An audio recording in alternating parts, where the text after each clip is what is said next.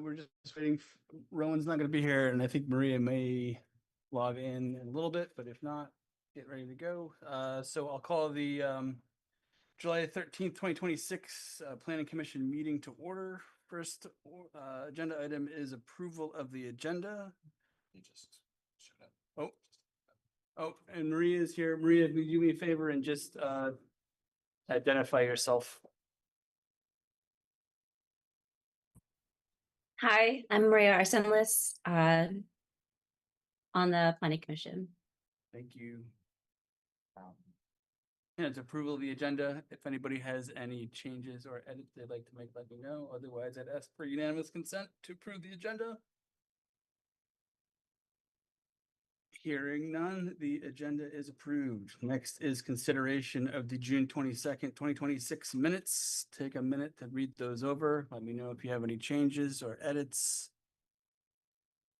If not, I'd ask for unanimous consent to approve the minutes.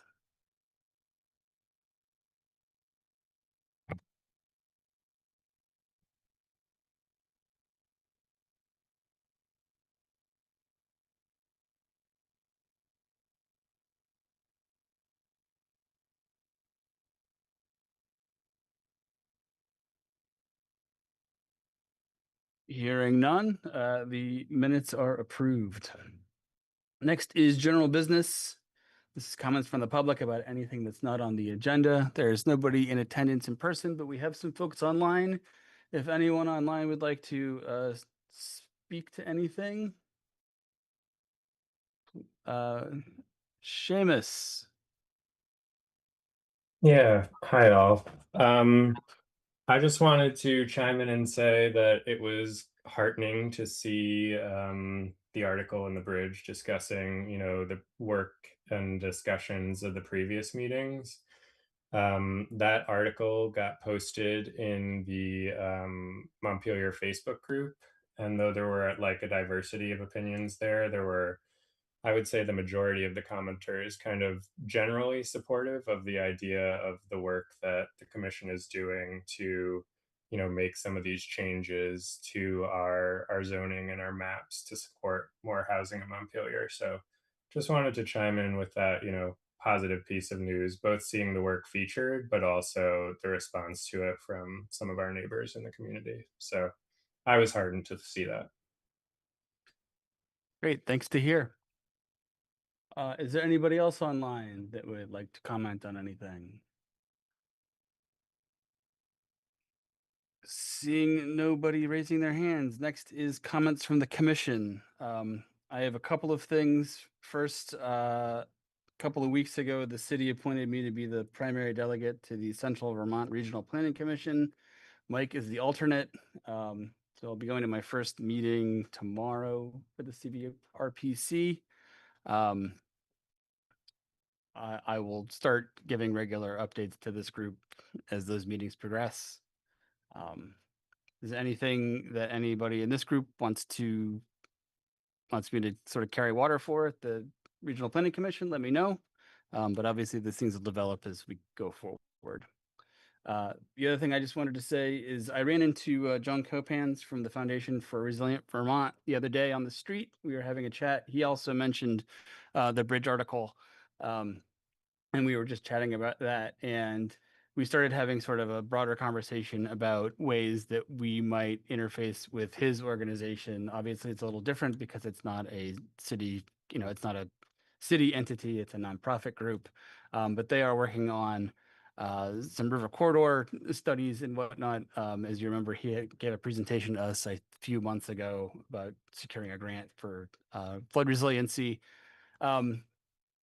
I'm still trying to figure out what the most appropriate way to really plug in with that organization and have them plug in with us. I'm open to suggestions, but so far we have just sort of exchanged some our contact information, and we're trying to figure out ways to sort of kind of keep each other abreast of what we're doing. I think given the work that they're doing, especially with the river corridor work that sort of is running in parallel with our front to back zoning regulation changes, there might be some opportunity to have, have that group help inform what we're doing here.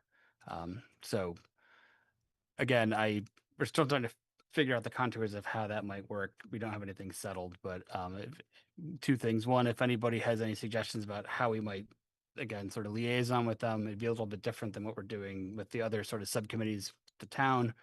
Let me know. And then two, um, if you have any ideas that you think we might, if there's issues that you think that group might help inform us with our work, let me know and we can figure out how to work things out.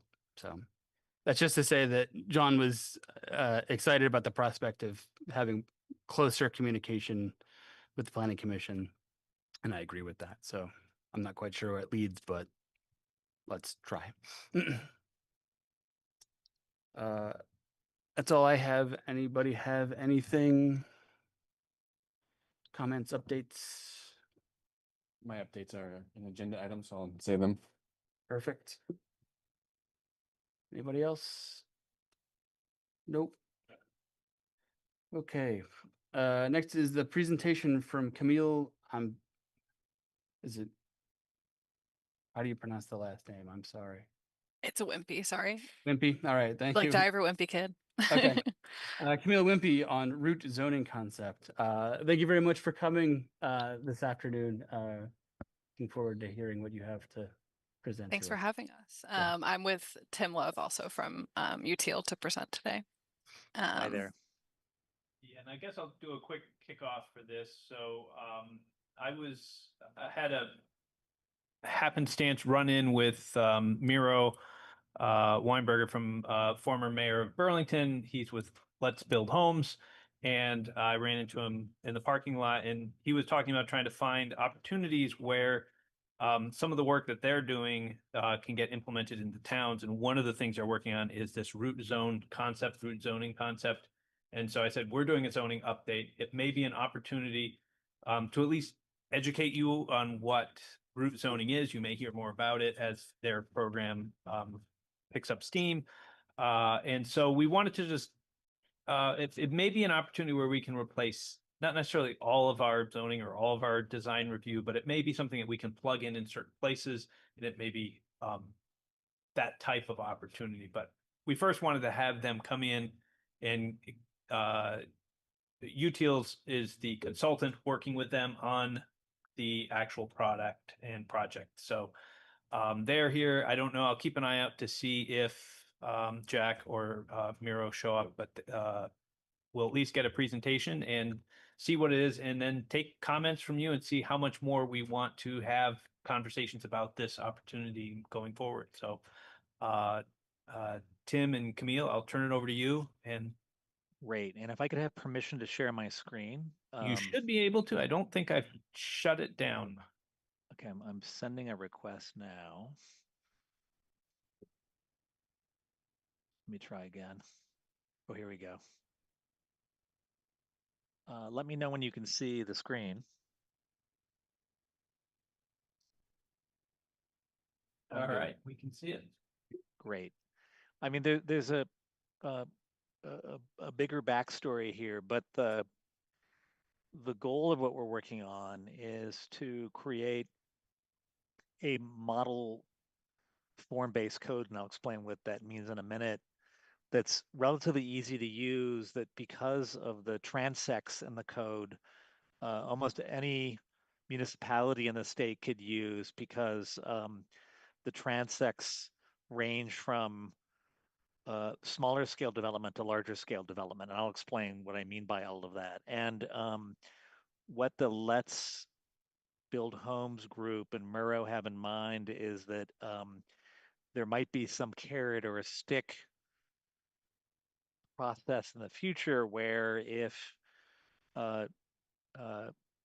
municipalities adopt the root zoning, let's say within some percentage of the tier 1 area that's already being contemplated, they might have access to some funding, and or might be exempt from some of Act 250. Now you'd have to ask Murrow and Jack the details of the larger package, but we're just here to explain our draft model code and see what you think, if that makes sense. And so I think a little bit of a background is we are consultants. We're doing a lot of rezoning work in Massachusetts. And a lot of what we're recommending is based on work that we've done over, let's say, the last 5 or so years. And so as a primer, there's really 3 primary frameworks that are typically used for zoning to set the scale and density of buildings. One is a floor area ratio based zoning system, which sets density at some simple multiplier times the lot size. I think many of you are familiar with this.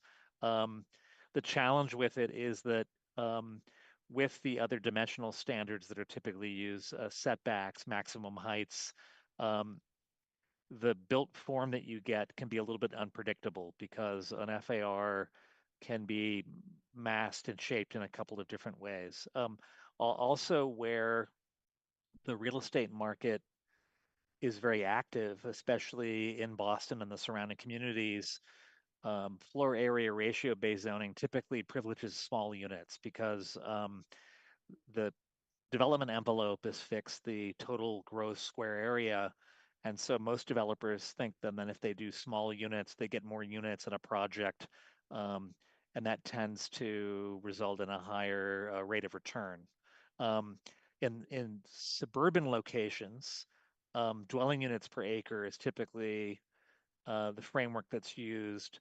And towns prefer this because the number of dwelling units per acre means it's relatively easy to calculate infrastructure impacts, sanitary and water. And it's also a way to get a handle on households relative to doing planning around schools and the population of schools. In communities where the real estate market is hot, like the western and northern suburbs of Boston, dwelling unit per acre generally privileges large units because if you can do 2 units per acre, the rate of return on your investment is going to be higher if you build 2 McMansions versus starter homes, and so that tends to be the market impact of those. And then the third framework that some of you might be familiar with is form-based zoning. There is a template for form-based zoning that has been adopted generally nationally with graphics that look like this that tend to set development based on different building typologies and then a set of dimensional standards for each building typology. And so in different districts, different families of buildings can be used. And what you're seeing here is the zoning that we helped the city of Somerville, Massachusetts with, and a building type called a multiplex, which is really based on 6-unit buildings that are really 2 triple deckers that are brought together. And so all of the rules for the multiplex are laid out with a graphic of that building type shown. And then in some districts in the city, multiplexes are one of usually a couple of building types that are allowed. The challenge with form-based zoning is that for many municipalities, the number of rules is overwhelming for a staff, especially for a staff that doesn't have architecture training, because it's a very architect-y kind of framework. And so even the city of Somerville is rethinking some of its zoning now to make it a little bit simpler for those reasons that it's been a little bit difficult to review and enforce. And in fact, Camille and I are working on that rezoning of the rezoning project.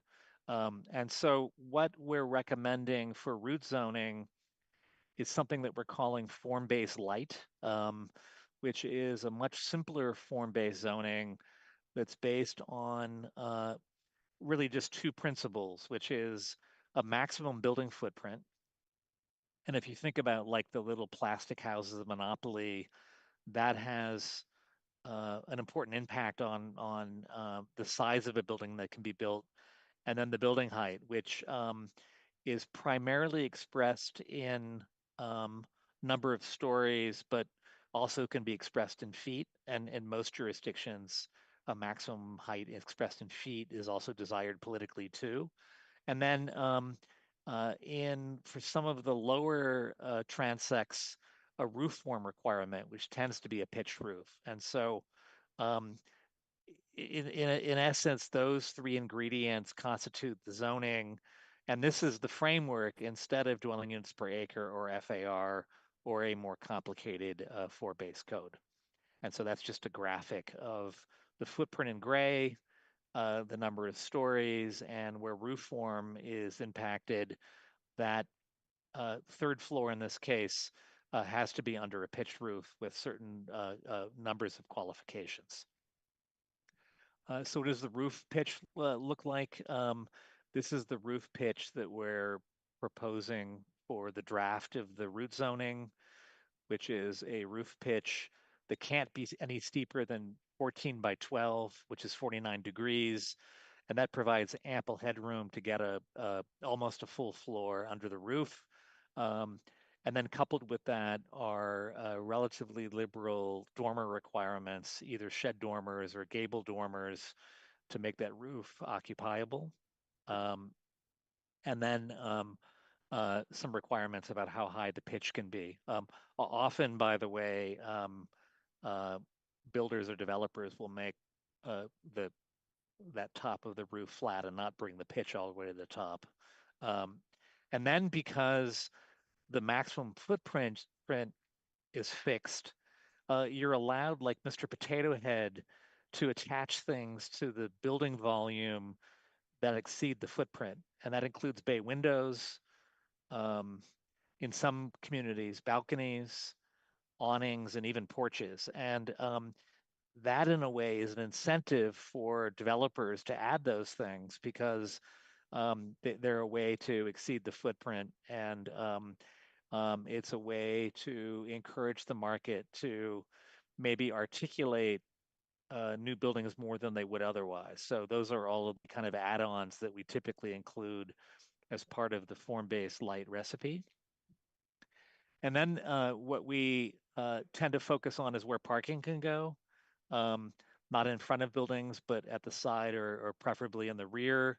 And our zoning even has prescriptions about how to screen the parking if it comes close. So those are the basic principles of form-based light, which is footprint, height, and then the add-ons and where parking goes. And we know that we are also the consultants, by the way, for the 802 Homes project. My partner, Matthew Littell, is leading that, but Camille's also involved with that. And as a result of that work, we're very familiar with the small multifamily vernacular in Vermont. And these are just some examples that were collected, dimensioned, and reviewed carefully for the 802 Homes project that are also informing the root zoning. And so these are this is the transect we've come up with. From transect 1, which is the smallest, a maximum footprint at 1,400 square feet and a maximum height of 2.5 stories. The half story, by the way, is a story under the pitch roof. And if you think about that, that's probably going to be a 2 or 3 unit building. If you think about a footprint of 1,400 square feet, maybe an apartment of 1,300 square feet, multiplying that by 3 as maybe the maximum number of dwelling units you could get in that footprint. The next transect up is 2,800 square feet, again at 2.5 stories. So that might be as large as a 6-unit building, maybe. Transect 3 is 4,000 square feet at 3.5 stories. And that works out well with maximum single stair building you can have in Vermont, which is a 4-story building. There's an example of that in Fairleigh that we're showing. And then transects 4 and 5 are more typical corridor accessed, either condominiums or apartments. Transect 4 is on the smaller size, and transect 5 is, what the market prefers to build, I would say, in a place like Burlington. So those are the tiers or transects that we've drafted into the route zoning.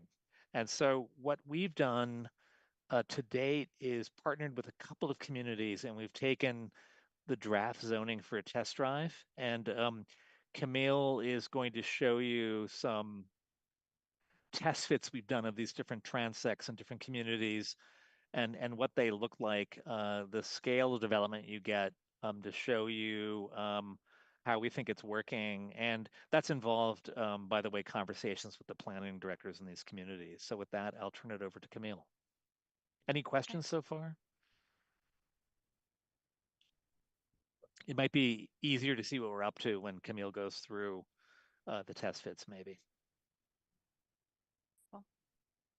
You go to the next slide.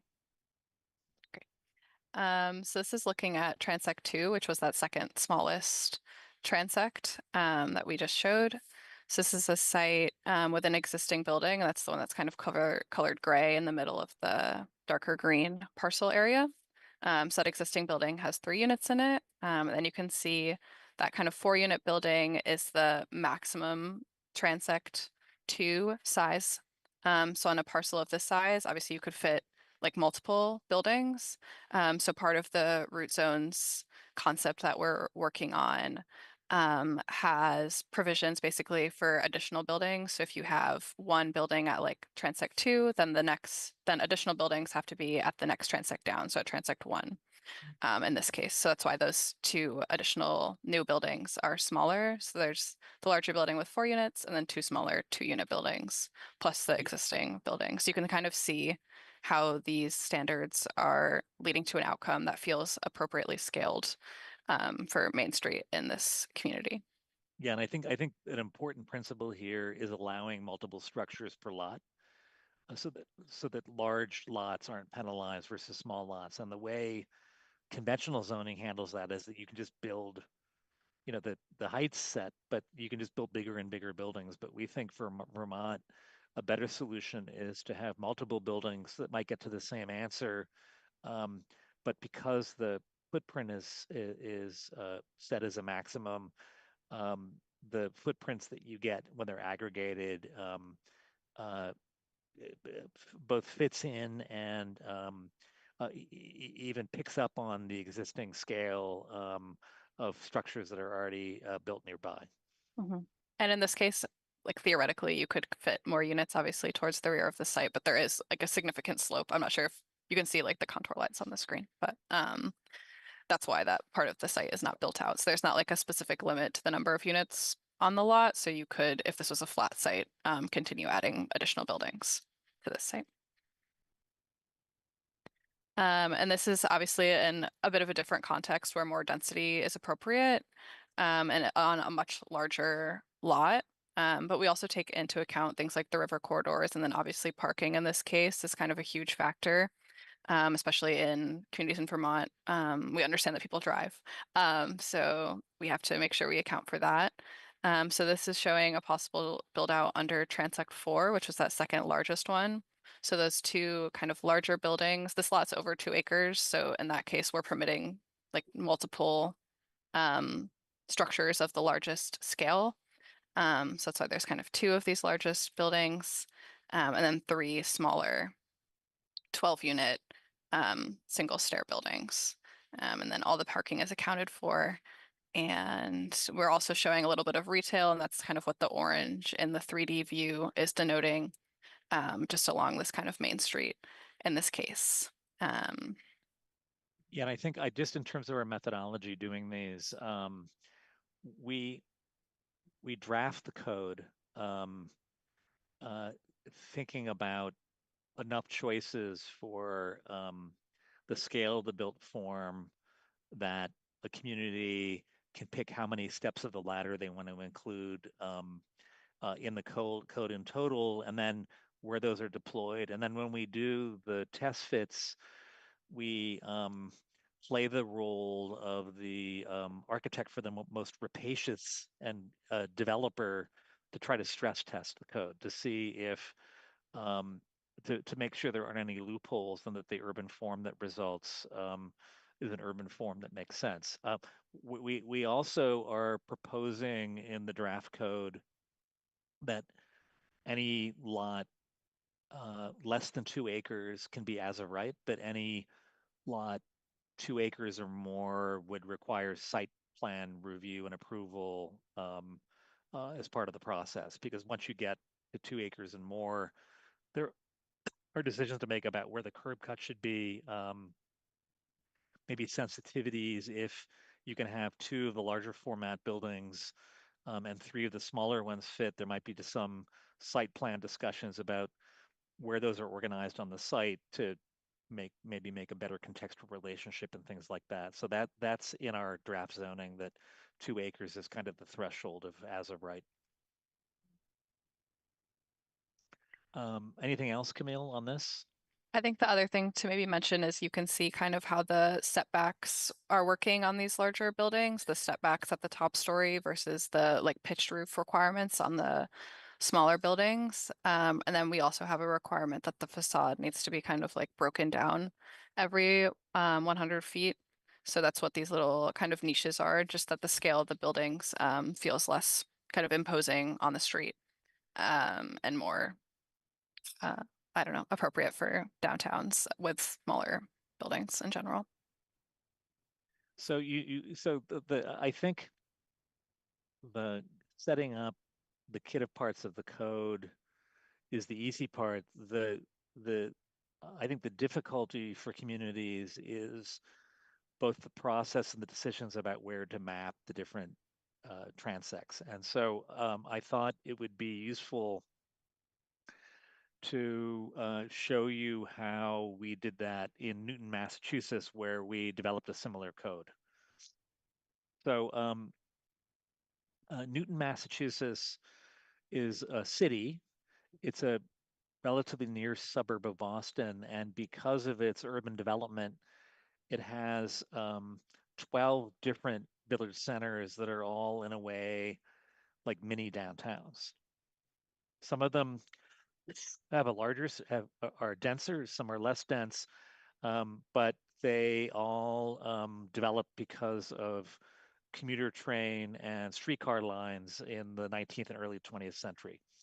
And in that case, we developed 3 tiers, the densest at 4.5 stories and a 15,000 square foot floor plate, which we called Village Center 3, and then stepping down, excuse me, 3.5 stories at 10,000 square foot footprint, and in an early version, 2.5 stories and a 4,000 square foot footprint, which is the same parameters more or less as a transect 3 for our draft root zoning.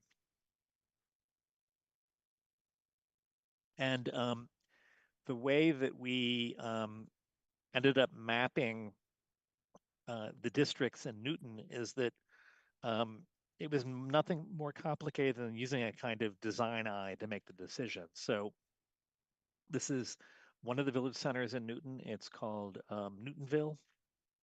These are larger single family homes. And then you see near the village center, there's a single story commercial retail. There's some older, taller buildings, a church, and new development that's been built.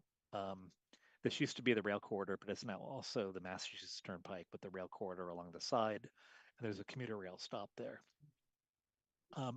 This was the existing zoning, and this was our first pass at where to map those 3 tiers, based simply on making a decision about where those building sizes and heights would make the most sense in the future. And you'll see in the center of the square is VC3, which is the densest, a kind of transition to VC2, and then at the edges where it meets single family housing, VC1.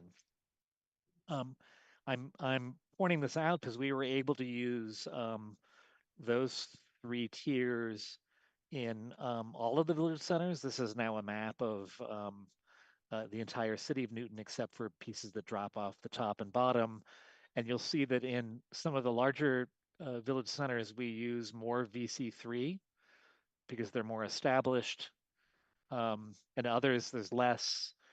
And in some, we don't use any of the VC3 at all. We only use VC2 and 1. And so, and in some areas, we just used one of the tiers. And so, in a way, this is a stand-in for the conceptual plan for Vermont, that each community that adopts it can choose which of the range of transects make the most sense based on existing conditions, discussions about the kinds of density that are required in the future. So I think that that's our presentation, just to give you an overview of what we're up to. So I can return to the draft transects, and then maybe we can take some questions.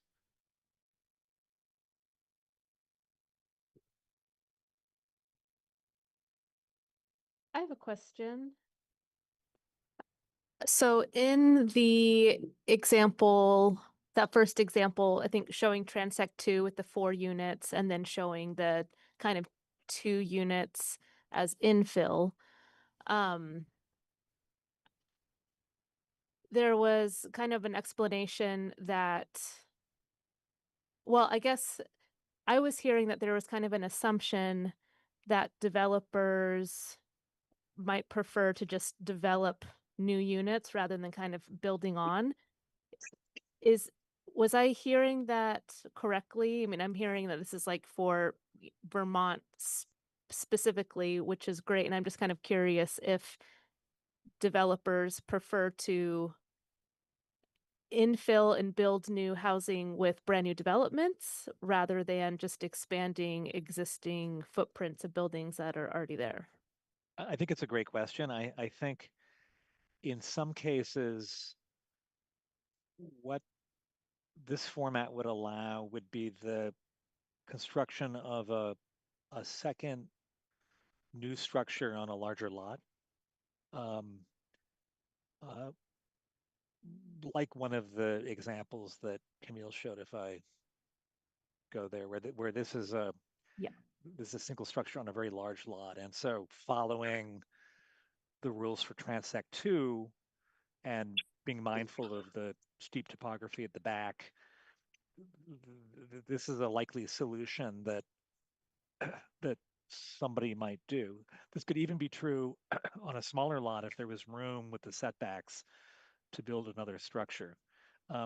It is true with our zoning work that we have come up with a kind of parallel rule where you can keep the existing structure and add on to it. And the rule that we used in Newton, as long as the footprint isn't any bigger than half the footprint of the existing structure, and the addition isn't any closer to the front face of the building than 20 feet away, so that these additions don't take over and assume the existing structure, especially if it's an attractive one like the old Victorian houses in Newton, Massachusetts. But I think our thought is that in many cases, if the lots are large enough, it might just yield a second structure. Okay, thank you. Did I miss anything with my answer, Camille? I don't think so. Excellent question, though. Looks like got a question from Sandy Fitzhume online. Yep. Hi. Can you hear me okay? Yes, Can you hear me? Okay. we can. I actually have 2 questions that are related. So say you have a transect that the community's decided could be a maximum of 4 stories, and the developer wants to do dense settlement of smaller buildings.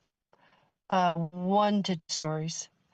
Is that okay to kind of step down and actually dense, very dense, or is that going to be prohibited?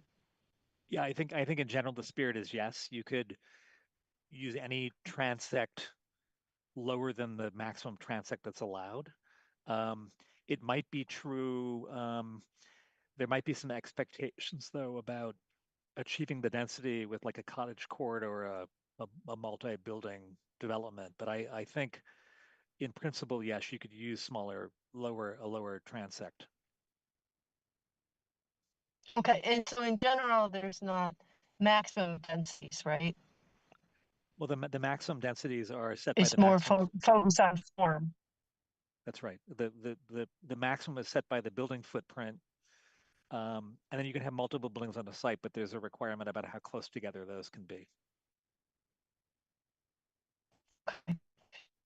And then the related question is one reason why I was concerned about based zoning, when it was first discussed in Montpelier, I don't know, 5 years ago, is that we have very little protection for dark buildings.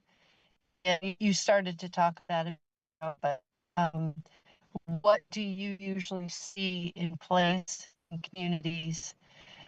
Because I would say the two most obvious probabilities are actual destruction of the building so that a larger building could be built in its place, or kind of up and over so that the original building's integrity is lost. I think it's a good question. I think there are actual historic districts, but I think a concern for the non-protected historic fabric is a real one, and so that might mean that the lower transect might be chosen for those locations. And then for larger lots, there might be a separate structure built, but the historic structure would be maintained. I think the other thing that might be worth considering then is a form-based light rule about how big and where additions can go to allow those,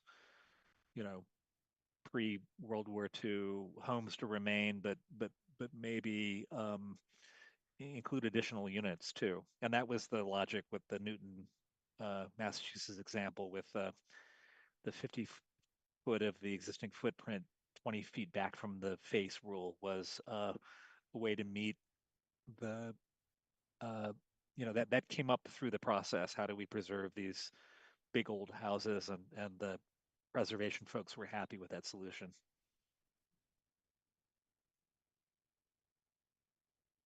Does that answer your question?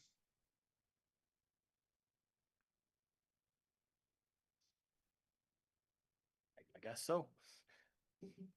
Anybody else have any questions for now? Alan Goldman does have his hand up. Oh, I'm sorry. Alan, I didn't see your hand there raised. Oh, that's okay. Good evening. And I wanted to thank you for a lovely presentation. That was so cool. And I grew up in Woburn Square. So that was amazing to see that. And so to see all the villages again after leaving Woburn and moving to Vermont in my late teens was fantastic. And so you could see how walkable a lot of it was. I grew up on Ferncroft Road, where I could walk to Woburn or I could walk to four corners, as they used to say, to the A&P. So I just wanted to thank you for the form-based zoning presentation. I absolutely loved it. And it was just so cool to see exactly where I grew up until I moved to Vermont. Thank you so much. Thank you. All right.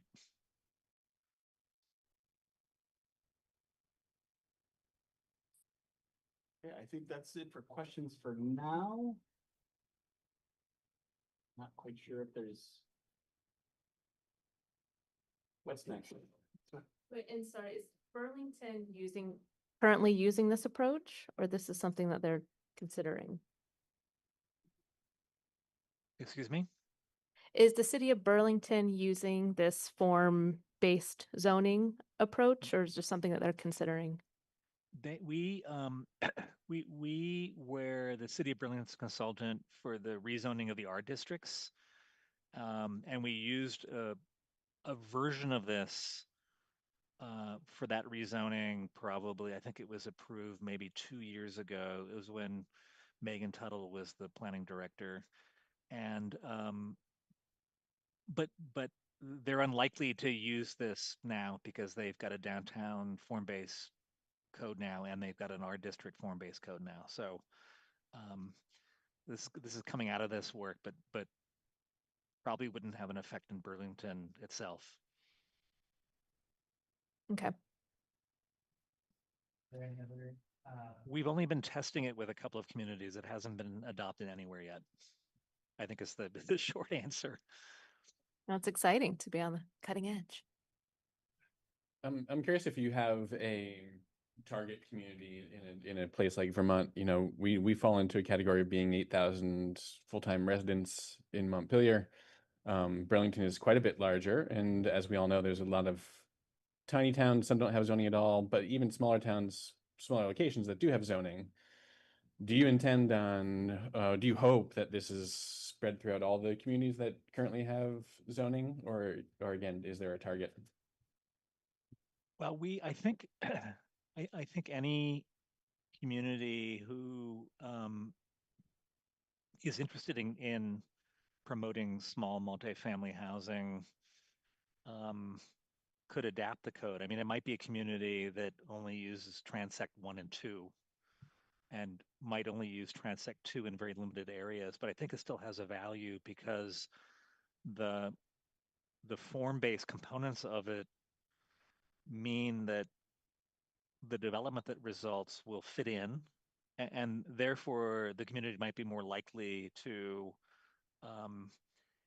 have for lots, you know, under 2 acres, as of right zoning regulations, which might incentivize development. And so there's the trade-off is we're going to be a little bit clear about the form we're going to get, and the trade-off is that the path to permitting is going to be a little bit less arduous. Cool, thank you. Alan, do you have something more? Yes, thank you. I was going to ask if the planning commission has ever been up to South Hero to look at their most recent development, where they've done something very similar. I was also going to ask the consultants if they have seen that experience, where they've tried to create housing and buildings. They broke it into multiple structures, and I think they did a lovely job. I just didn't know if anybody else had seen that experience. Have not. We haven't personally. seen that particular project, no. Have we? Have you seen it, Camille? I'm not familiar, no. I'm looking around South Hero now, so maybe I'll find it.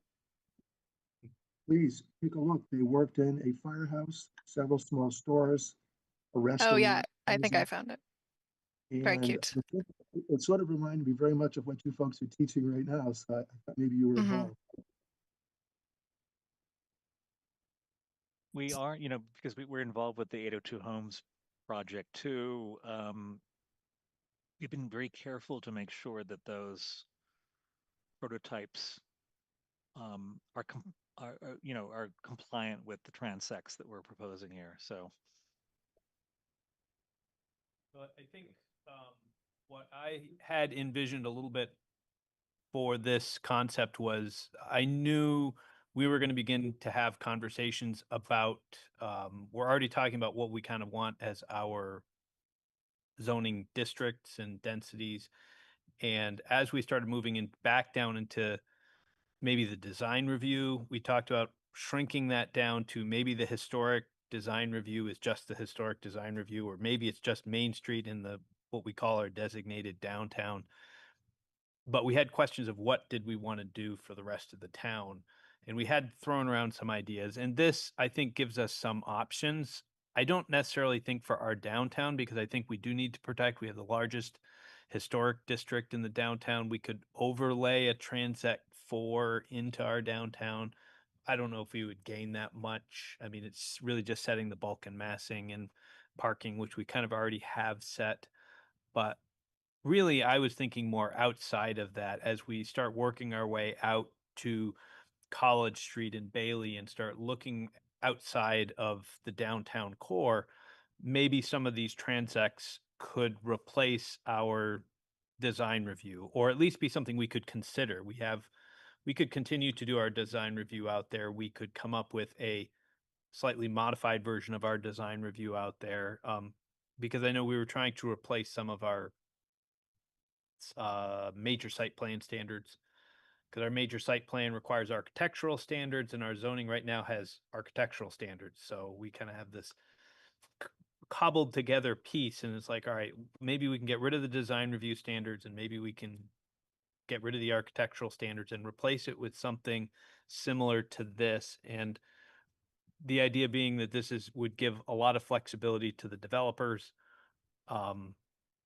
in order to look at opportunities. And there are building lots that are available or that could be made available in certain neighborhoods, especially as you get out to the Res 9 areas, when you've got your town hills and your Berlin streets, and there are places out there or off of those roads where you've got places where you could put in new development. And this would create an opportunity where we could maybe have permitted uses that could fit these things. So I just wanted to make sure we had this conversation so you were aware. There are other communities and statewide that are talking about other opportunities. The city of Montpelier did have an entire set of zoning codes created back well before me.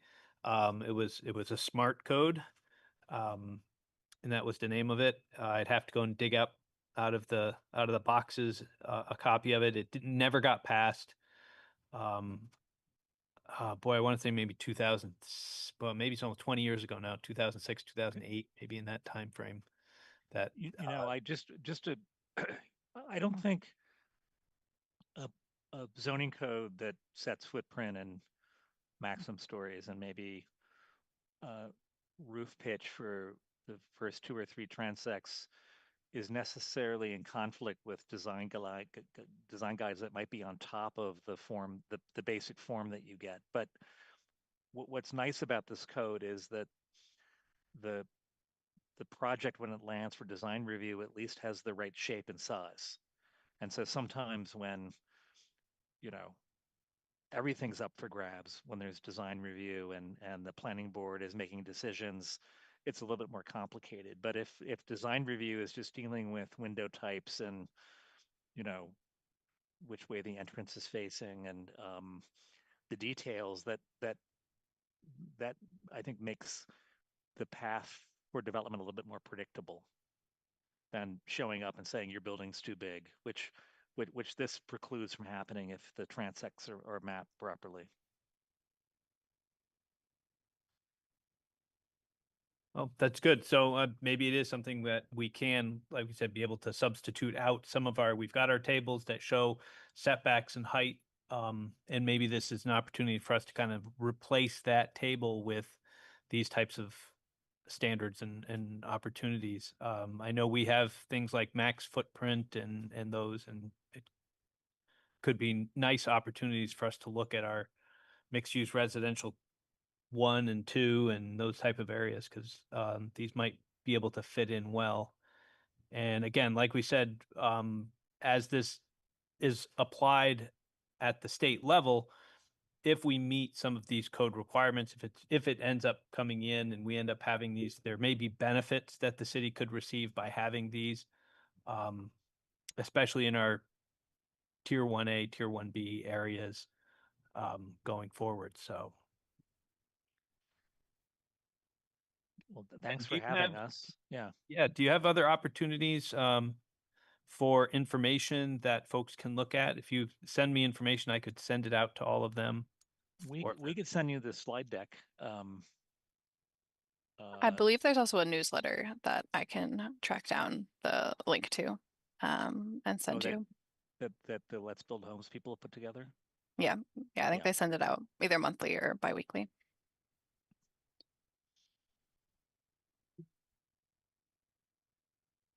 Great.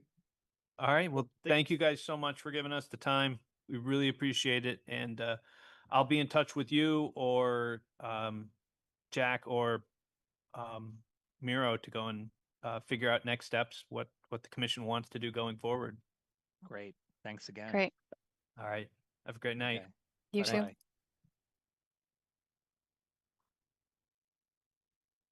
Bye-bye. Does anybody want to, do we have anything we want to chat about with respect to that presentation? We just want to, I think I had one question for Mike. How much of an overlap do you see, or how much of this is this? Do you see this as zoning, and how much do you see it as design review? I think what I heard you saying is it's kind of a combination of the two, and where we might have the most influence in the work that we're doing is in a design review overlay district, or is it more than that? There was a little bit which comes in when we have, right now in our zoning, we have design review. And if you're in design review, you meet those standards. If you're outside of design review and your project is big enough to qualify for major site plan, you have to meet the architectural standards. Hmm. Those standards are the things we thought aren't very good and don't work very well. This would be an excellent opportunity to replace those. And we were, even if at a minimum, that would be a great place to start. Would be Cool. We could replace those with a form-based code. And I think that makes a lot of sense. So you're talking about those are the architectural standards that are currently within our zoning regs, and this is a great opportunity to integrate their work. yeah, and then we've got those other areas that were kind of in between, where we've got places like National Life is in design review.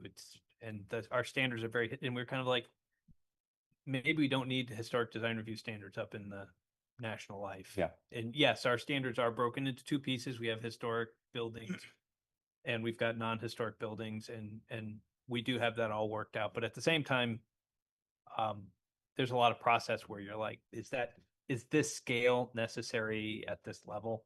And I think that's where I was trying to make sure we had an opportunity to look at. This is an interesting opportunity to look at, especially infill, those areas that are going to be in the tier 1, res 9, res 6, and in. We could set the form a lot more straightforward and say, here's your form, here's the box you have to meet, and be a little less, let's go to the design review board and let them make a decision. If it's an empty lot and you're in this neighborhood, I think there are benefits of both, and I think it's worth having the conversation, because if you are kind of in a historic neighborhood, property rights versus community rights, it'll, how much of an obligation do I have to make my house not have a negative impact on the historic building that's next to me? Yeah. Your basic property rights, and yes, if I own that historic building and it's in a historic district, the expectation, I bought that historic building, and the expectation is I'm going to be maintaining it forward. But if I've got a vacant lot next to the building, why can't I put up a modern looking building? Right. Cool. So I just want to throw out a word of caution, like, it's really interesting presentation. In the examples they laid out, it was like less density. I don't know if you noticed that, right? But it's like, hey, the previous code allows all this, and now we're doing this. And yes, it's prettier. I mean, if you look at the firm, they're mostly architects, right? I mean, they're design experts, right? But I will tell you, like, Newton, Massachusetts is very, very different than Montpelier, Vermont, right? Like, that is the, one of the most premium neighborhoods in Massachusetts. So you can tell a developer, you have to meet all of these really pretty things. I sort of feel like we're kind of begging people to come here and do business, right? And so I think, just as we look at it, Mike, I think, I may not be here when you're having these conversations, but just to think about, is this actually making it harder for people to do incremental infill, inside of our areas? Do we just want to be more flexible and let somebody else experiment with this first? Just some caution. That's my concern, is that guys like Lucky Boardman, who are doing a lot of development, may look at this and say, you know what, I'm just going to build in Northfield. I'm just going to build in Berlin, because this is too hard to figure out. Yeah, I think it's worth looking at. That it does streamline, right? That's the goal of this. We can't hear you, Sean. You can't hear me online? Alan, can you hear me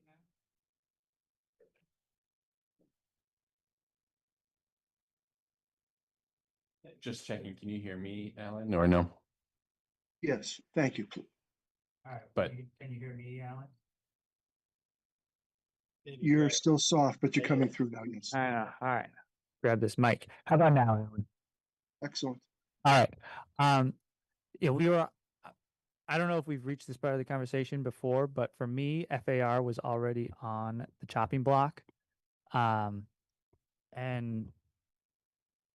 some idea of form-based code. I like the form-based light because I think that form-based often, like Mike says, our architectural standards haven't gotten us where we want to go. And so having tons of form-based standards is not ideal either. But if you had some sort of form-based light where that was, this is the box and you can add anything onto it, like that sounds appealing. And yeah, I agree, Gabe, that they had their transects that they thought would appeal to Vermonters, and they might not be the transects that we want. We might need to come up with our own. Right, let's fill it. Like maybe this is the most economical building we can build. I mean, they're building, Let's Build Homes trying to design, like, these are things that we just know can get permitted very quickly in any neighborhood. But again, like, these are business decisions and we're trying to get housing built. And so all I'm saying is, do we want to be that restrictive? But, can we do something that's like, hey, to basically replace the density that we have, right? I'm in agreement with that. I'm just saying light, like, I would recommend being like not prescriptive in terms of, oh, you have to build these, 10 homes that Let's Build Homes came up with, which is, grid on Miro, but like. That's just that's somebody can. Nobody's going to say that you can only build these 10 home designs, right? That's just No, but streamlined getting into the possibilities. roof. Like, I mean, I'm just saying what they presented was very technical. Right. And I'm just saying in Newton, Mass, you can dictate that because it's a premium neighborhood. I don't know how much we want to dictate. That's all. But Not a lot. Right. Not a lot. Code's one of these things. Once the building community gets used to it, it's actually a lot easier to use, but there's a big learning curve that goes along with it because you're basically given the shell of a box. And Newport is one community that adopted form-based codes, God, maybe 20 years ago now. So it's a lot of the stuff you go down there. There's no asking what the use is. It's just fits that box and it's this close to the sidewalk and it's this high, then you're good to go. That And I like. and that's but you have to kind of get used to.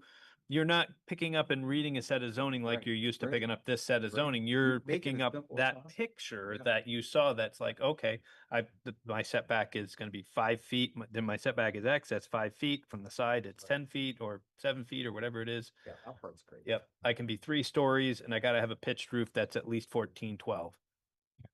Go. I'll have. And then you just you're like, okay, that's well, I don't want a 3-story. I want or I don't want a 2.5 story. I want a 1.5 story, and I'm going to add this much onto the outside. And it's like, all right, well, you're still confined by the footprint. So if you're 1,500 square foot footprint, and you decide, well, I want to do 1.5 stories, and I want to be bigger on the footprint. No, you can't. You're confined by that's your footprint. That's your maximum height. If you want to be smaller, you can be smaller, but that doesn't give you more dimension. You could then move to a different spot and do, on the same site to go through and say, well, I'm going to put a second house over here that's also a 1.5 story. Yeah, I don't have any issue with And- that. It was just that they were pretty, their example was very prescriptive. Yeah, I think most of that came out of the fact that that's where they did their work. I mean, same thing. If I had been working in one community, went to another community, I'm going to use a lot of Right. examples from the one I had just worked on. But yeah, I think there are a lot of opportunities there. I think it would lengthen our time working on this part of the zoning if we decided to make that shift. It's a kind of a fundamental shift in how we design our zoning. I think it'll be a question for the board of time. How much time do we want to spend making that transition versus going through what we've been going through, which is kind of a standard update of the zoning, refixing things, putting that back out, getting that done quickly.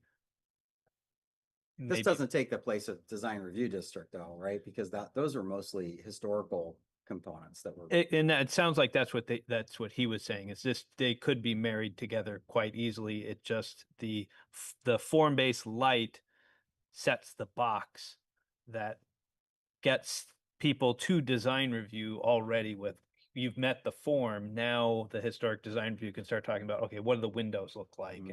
And you know, is this a new build or is this a renovation of a historic building?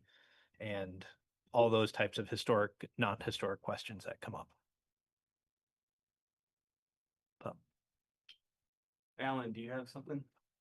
Yes, thank you. Hi, Gabe. And I totally agree. A starter home in Woburn is probably almost $2 million. So it's a whole different world.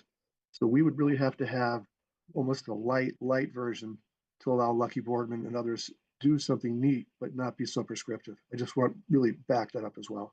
Thanks, guys. And thanks, Gabe. It's a fantastic point. Thanks, Alan.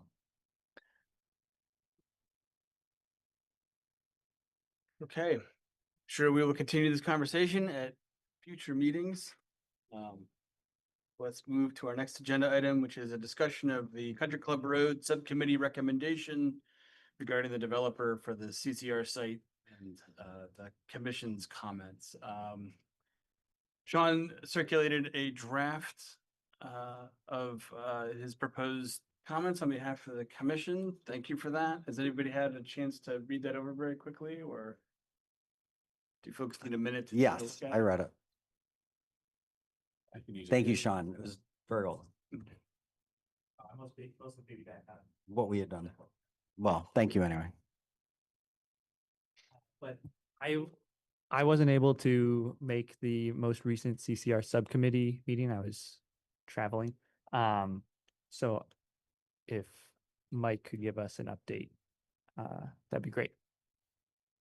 All right, so the CCR subcommittee did meet and they did make a decision that they are going to recommend to city council of supporting DEW. And they had a number of reasons, but I think they're working, they have Ben is going to be working on their recommendation letter that should be ready for Wednesday or Thursday. So these are all recommendations that are going to council. So there are a couple of ways of framing this. One is, and I didn't get a chance to look through yours this afternoon. But the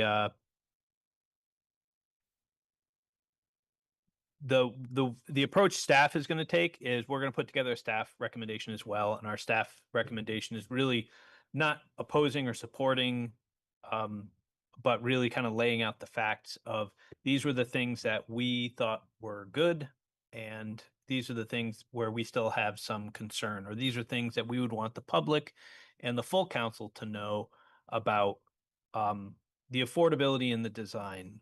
Staff really thought the design that Chinburg had, it would create better neighborhoods. It was better streetscape. It was a more, urban, new urbanism. We learned a lot from the failed subdivisions of the 70s and 80s, and we kind of came back to more of traditional neighborhood settlements. And that's kind of where Chinburg was putting their pieces together. DEW is back a little bit more suburban, back in a little more 80s curvilinear streets, and there won't be a lot of kids playing in those streets, and so, but DEW, we still have a plan that can be amended. So our thought is, if we're going with DEW, they meet all the other standards. They're great. Let's see if we can work with them as they move their project forward to maybe change some of the street layouts. And that's what staff is going to have a comment on. Is that we think we can improve upon what's on the plan right now to make we would like to see more townhomes. We'd like to see a few other things related to the affordability.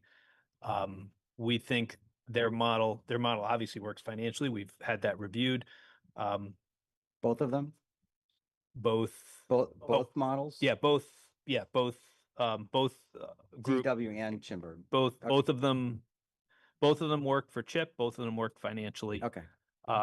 So that became a non-issue. Then the question was, which one do you want to go with? And I think the primary concern was with Chinburg was they really weren't responsive about maintaining the recreation fields. And I think that ended up being a big thing. They were, yeah, the subcommittee, we asked them, they came in with a proposal. We said, we love your proposal. Can you get us back our recreation fields and do some redesigning? And they really didn't quite meet our expectations. But it's not that the project doesn't work. They just felt the subcommittee liked the additional single family the owner occupied options in DEW. They were less impressed with the rental. As staff, we feel the rental is more important right now. And so we would put weight behind making sure we increase our rental housing opportunities. And we think in the long run, we have a lot of issues, homeless, they're not going to be moving in here, but the housing pressures, a lot of rental stress, and that's because the vacancy rates are so low. We really need to have more rental units put onto the market to help take the pressure off that. There'll always be opportunities to build single family homes. There aren't always opportunities to build rental properties. So that's a little bit of where we're going as staff. That's not to say we are going to oppose DEW, because we don't. They're a good group. I worked with them to build City Place. They're a fantastic organization to work with. And I think working with them, we can help to kind of make improvements on what they're proposing to kind of get a better neighborhood, better street layout, and more kind of in that way, not to make DEW try to build Chinburg, because that wouldn't be right, but to kind of build over in there. The way they've laid out their streets, let's make some adjustments and make a different layout. That doesn't seem to change. That doesn't seem to change anything about what you wrote. It doesn't really change anything about what we wrote. I mentioned that DEW, they did come back. Their phase one is much more of a neighborhood than it was. Before it was, like Mike said, just the winding road stretching on to infinity, rather than a neighborhood. And I would definitely agree with Mike that it would be nice if we could tweak it a little bit more. I am a big fan of grid road networks. They are nice to walk. You can make adjustments to them that alleviate traffic concerns. You don't have to have just every road go through. You can have design dead ends and pedestrian cut throughs, which not necessarily that any of that was part of Chinburg's either, but just the idea of some semi-grid, like downtown here is based on a semi-grid network, and people love it. So to add something like that up at Country Club Road would be ideal. I don't know if anybody feels like we need to amend this letter in any way. I know Sal, that doesn't surprise me that the playfield was a critical issue for the subcommittee. Sal was very vocal about having the playfields. It's a bit of a bummer, I think. There's flat ground, in places that we have playfields. We will still have playfields down by the pool. We could rework Dog River. We haven't used it in years, but it's something that the city has. and that you would still have fields up at Country Club Road. Also, DEW including commercial would be really nice. I think that's a thing that I would push for if they're selected. I mean, I would not, I would put forward a motion that we accept the draft that Sean had. I mean, it's not super committal, right? It just points out all these things that you all talked about last week, right? The commercial space, the playing field, all these things that we would desire, and let the city council know we're happy. If it's DEW, that's great. If they choose a different way, then, either one of them would be great, right? I mean, that's kind of what we say in the end. But here are some things that we like about each. I think the real strength of this letter is sort of the echoing of the sort of the three core principles that we laid out, and just repeating those. That's really the value added, I think, that we give to the city council. They're going to make their decision. Yeah, they can filter if Right, they want to use exactly. those. They But- can but we filter just through that too. this helps give them a framework to sort of evaluate. So I think it's great. It needs to be something. Oh, no, no, that's fine. And I think that the letter needs to be pretty concise Yep. as well. Like they're not gonna have the bandwidth to read a lot. Yeah, and this letter does that. So I Well, don't think that so many changes. my feedback is actually, I think that a 3-page letter, we could condense a lot more, since a lot is repeating. Like, my feedback would be, do we need to include all 3 pages? Because it is just a lot of repetition from what we've already shared, and what new information we're bringing seems to be mostly on the 3rd page. The only reason that I included some of that old stuff is because that previous letter went to the subcommittee, and this is going to go to the entire council. And so those folks have not necessarily seen that. And I thought that the methodology is worth them understanding, because they don't have any concept of the city plan and how it relates to this. With that said, with both of those pieces said, I wonder if it would make sense if we could potentially put our thoughts from the bottom, DEW construction and Chinburg, up towards the top after our introduction, and put methodology below that, so folks can get there quickly.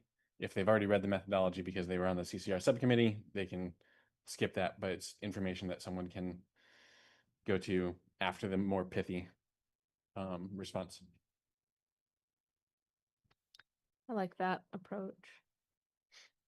I like the way that it is now, only just because I think it's a fairly quick read to get to the actual meat on the 3rd page. And I do think having the background of the methodology, and sort of, again, highlighting the kind of core principles that we used in evaluating it, helps just to contextualize the underlying, the final 2 paragraphs. So I don't think there's a right or a wrong, but for the sake of just not adding more work for anybody, Sure. I think it's fine as is. So Well, I'm completely on board with that. Okay. I really appreciate this work, Sean. I think I'm happy to send it forth.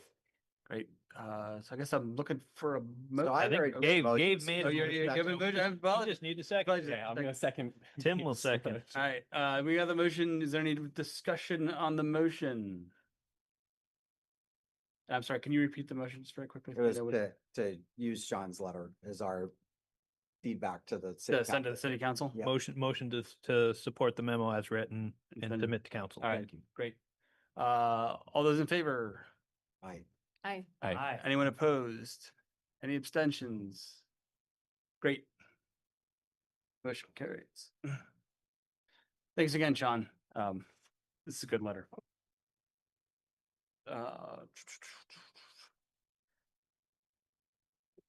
Next is a discussion for hold on.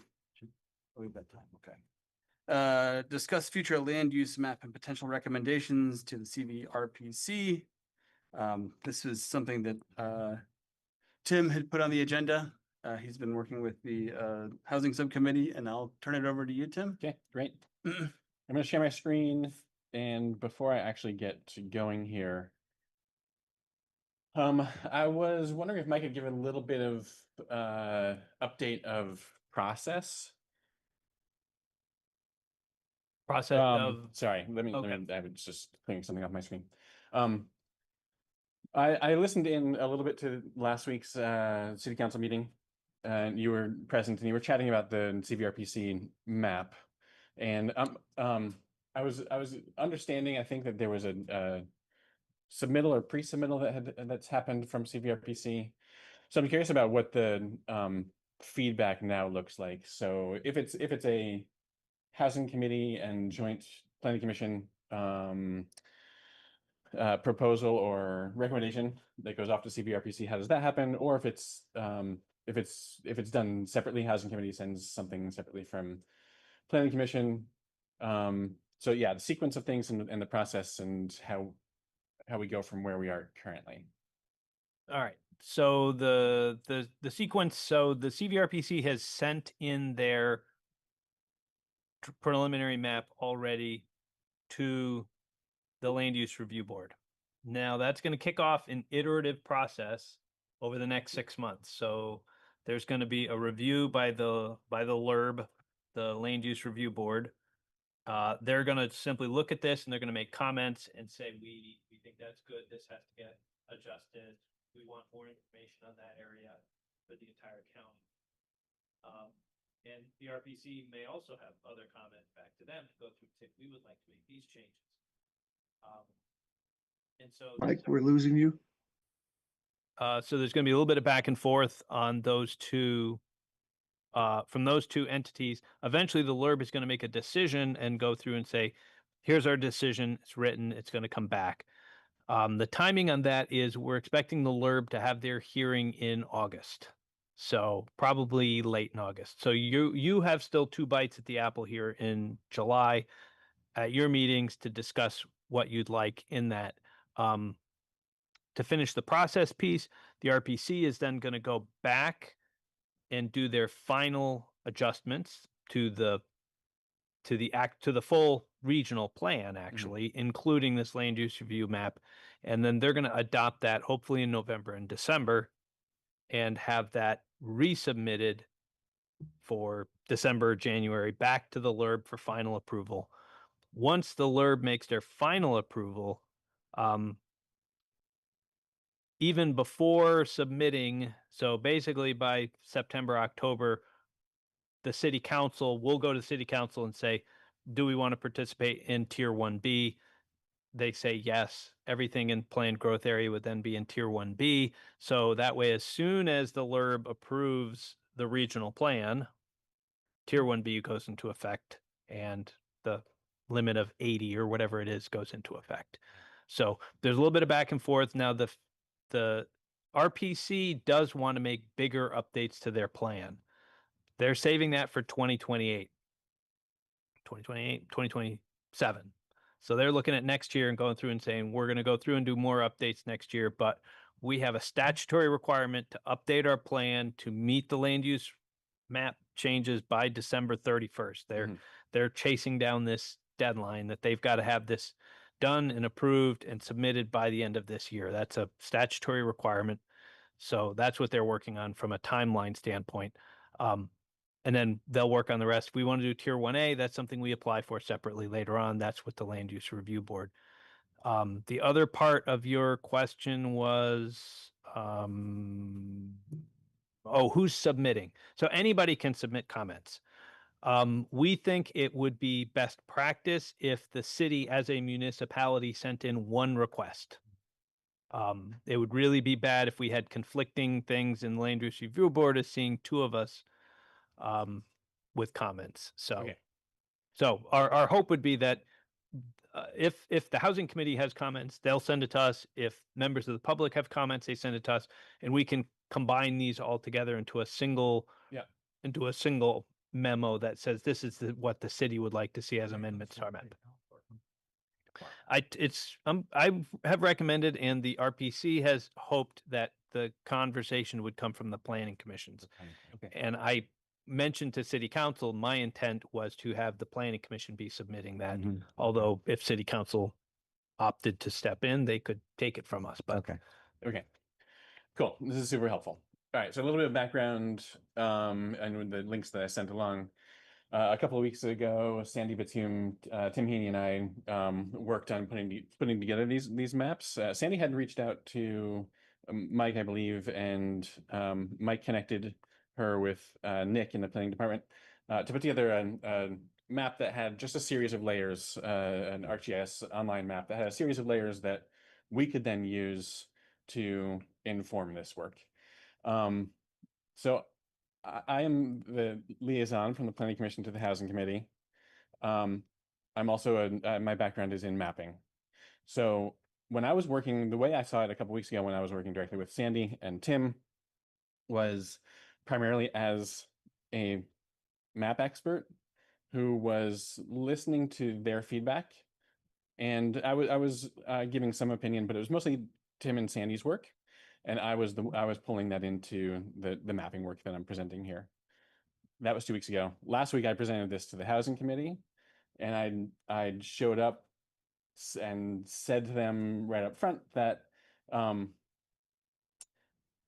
Planning Commission hasn't seen any of this information yet. So again, I'm showing up as a Planning Commission member, liaison to the Housing Committee, and mapping expert.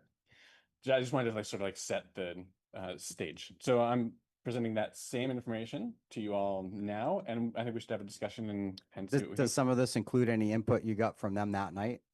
Not that night. No. Nope. Input from Sandy and Tim from 2 weeks ago, and we were putting this all. So no input together. from the Housing Committee? That didn't change any of this presentation. Okay. Thank you. We got a basic stamp of approval Okay. With the mapping approach from the rest of the Housing Committee. Okay. Yeah. Great. There was not a lot of pushback, not a lot of additions. There's one other thing I was going to say. I think I'll get to it. Oh, I added one slide in here that pulls in, I think it was a recent timestamp from maybe a week ago of CVRPC's downtown and growth area. So we can compare it at the end to the proposal that we put together here, or the thinking we put together here. All right, starting with current growth center boundary. This is the shape we all know. One of the data layers that we got from Nick was all of the sidewalks in town. This is a line file. And so what I did is I added a 100-foot buffer around that line file to basically say this is these are the current sidewalk areas. What that allows me to do is then intersect those with all of the parcels in town. Say, okay, which parcels in town are being serviced by sidewalks. And so with that, we see this extent. Interestingly, the next one is looking at sewer service areas. This came to us as an area file. I didn't do any buffering on this. And so I simply took that file and intersected it with all the parcels. And this is what does buffering mean? That means you'd filter it sure. out. So with the lines that were the sidewalks, or if it's a point location, the place that's going to intersect is just really one spot. So sometimes GIS data isn't terribly accurate.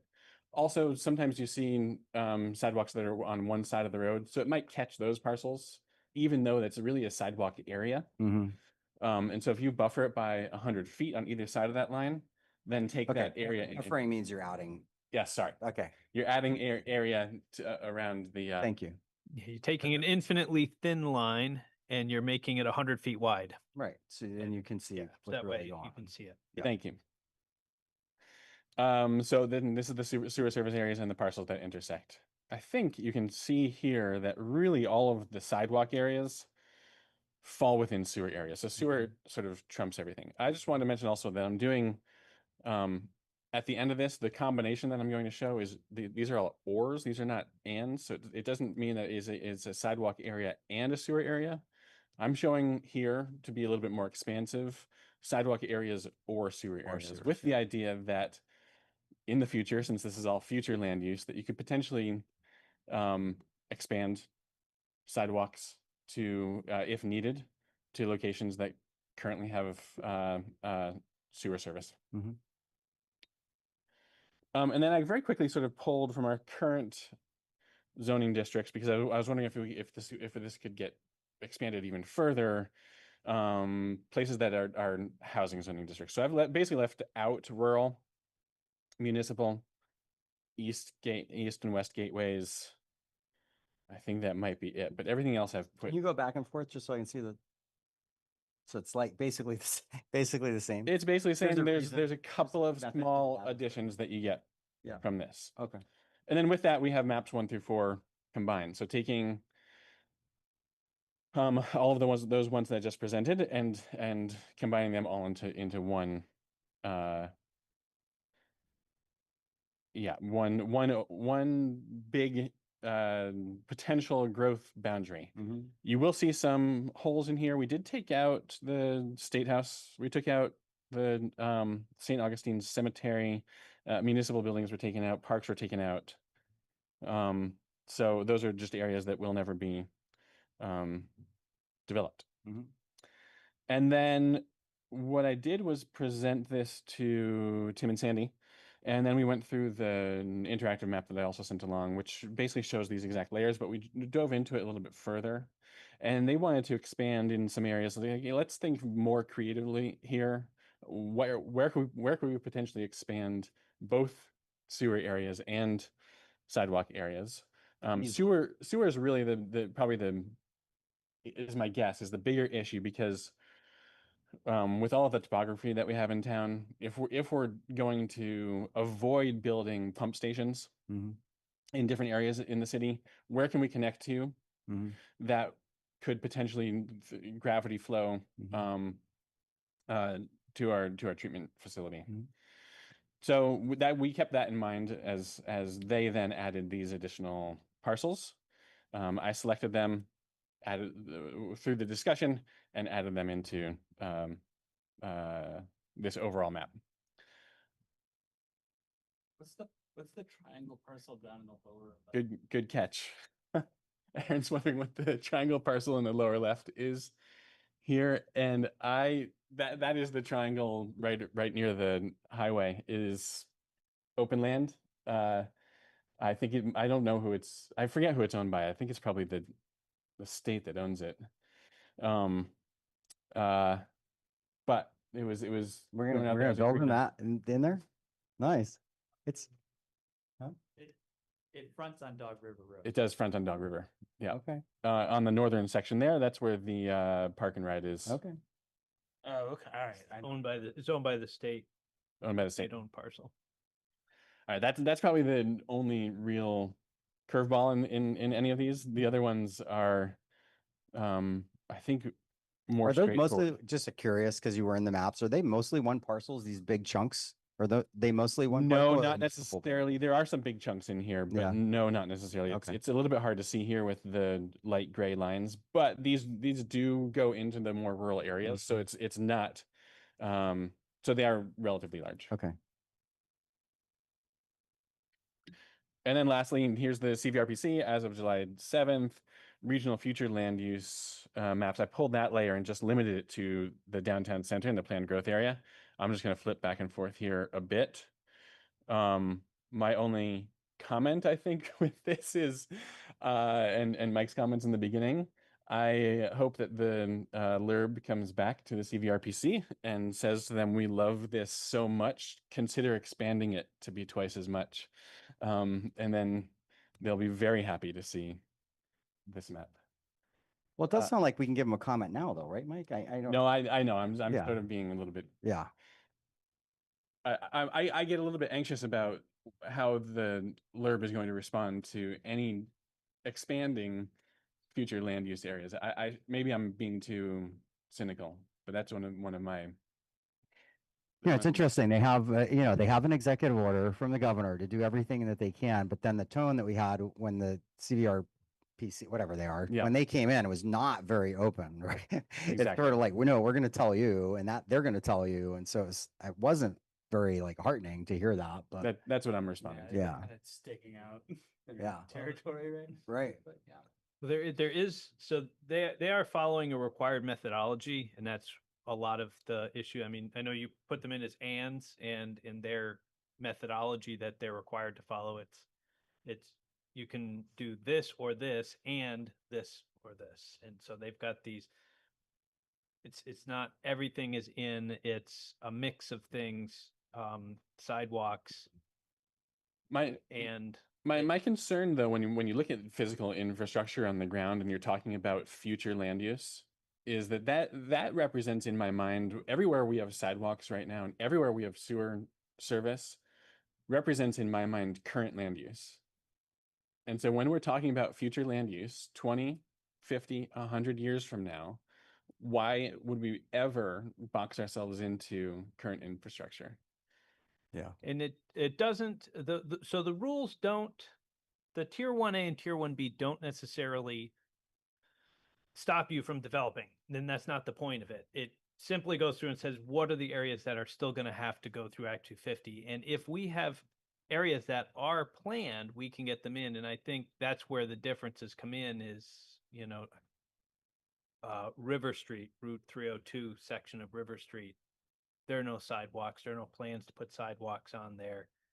It doesn't meet the definition of a planned growth area. Yeah. We would have to, as a community, say, we plan to put the sidewalks in. Here it is in our capital budget.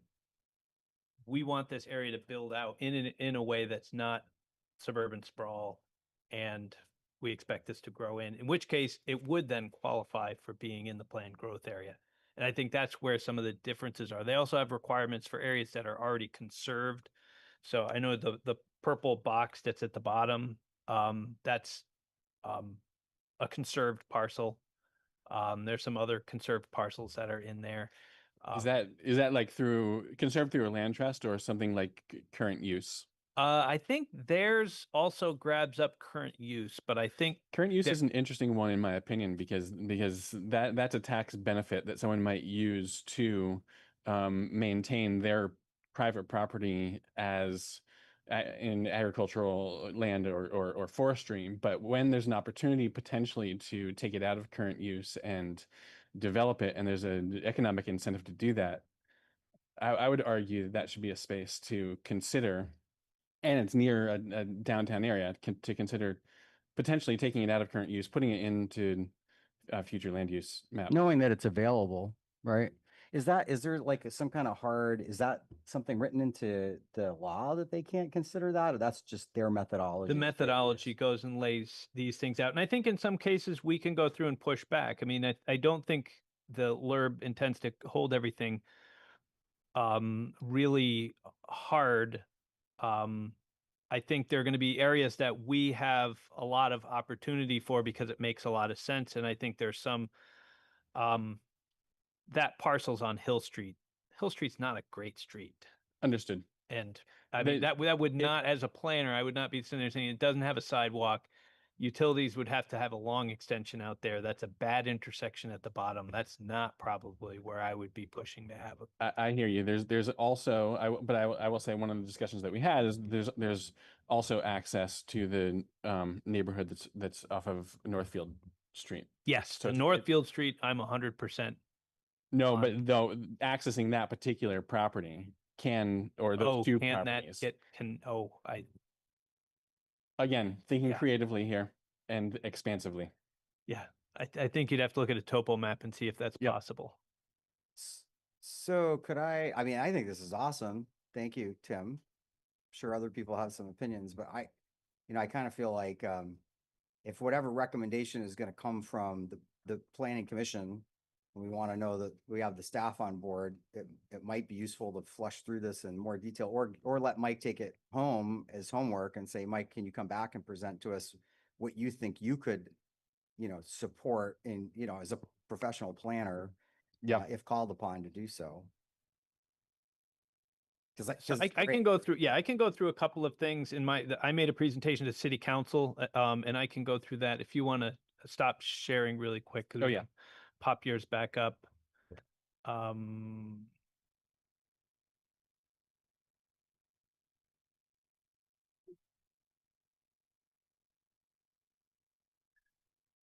right, so I'm just going to jump in here on, see if I can close this guy down. It's kind of annoying. I guess they're not letting me do that. Put that over there. Upper arrow. Oh, this one you think? No, that's sort.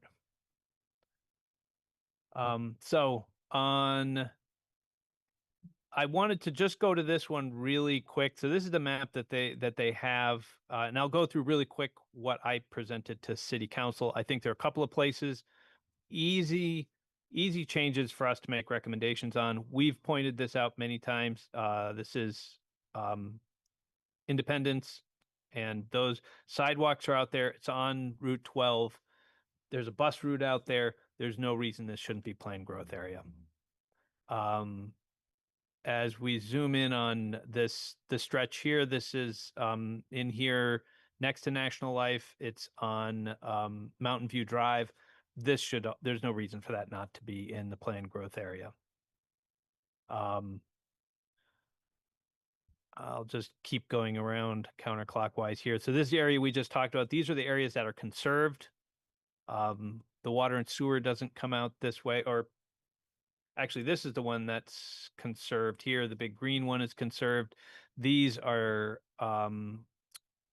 ones that must be in current use or something because they are in the forest ag designation. Hill Street that comes This is Hill Street that's coming up through there. This is Berlin Street coming up through there. So again, I think Berlin and Sherwood absolutely should be in planned growth area. The sidewalk ends here, but the sidewalk does go down the hill. So all of this could easily be in. The bus to Hospital Hill runs got to be every 20 minutes. I mean, that runs all the time. There's no reason all of this should not be in. And in fact, I'd encourage Berlin to look at some of their properties over here as well, to add in to their growth area. The hard part comes in down here along Route 302, River Street, until we have a determination that we're going to have plans to change that. The green area, Sorry, why is it? What do you mean? Why is it hard? because this is called transition. The orange one here, you see what they call it. Transition or infill. So that's not planned growth area. It's an area that would need to transition. And so because there's no sidewalks there and we have no plans to build sidewalks there, it really doesn't count as planned growth area. It's an area that needs to transition. But the rule that is in effect is that any area that is floodplain has to be conservation unless it's in the designated downtown or growth center. So that's why you see all of this as green. It's because these are either wetlands or floodplains or are conserved. And that's why you see all this green area through here. I also pointed out to them, this is wrong. This is in the plane. This is in the growth center. That floodplain should not be there. So that's an error to be fixed. That's Sabins pasture. So that's some of these things. That's why this area out here, they have as rural general for Gallison Hill. I think that would be transition infill.